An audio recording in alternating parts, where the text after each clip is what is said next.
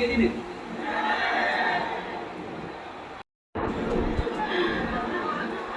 আমার তো মনে হয় ওই ভিডিওটা আমি দেখলাম, শয়তান তো আমি দেখিনি, যদি দেখতাম মনে হয় শয়তান ওরকম হতো। এখনো পর্যন্ত যদি জালেমের কেউ সাপোর্ট করেন, এখানে কেউ থাকেন, আপনি তওবা করেন, না তো আপনিও বেঈমান হয়ে মরবেন। সুতরাং জালেমরা যা ভেবেছিল যে আমরা এই ক্ষমতা পেয়েছি, মনে হয় আল্লাহ আমার দয়া করে দিয়েছে। আমার যখন প্রথম সে 11 সালে 10 সালে গ্রেফতার করে, আমি সুদের বিরুদ্ধে কথা বলেছিলাম, তাই মসজিদ থেকে ধরে নিয়ে গেল যে উনি শিবির করে, শিবিরের ক্যাডার রক কেটে বেড়ায়।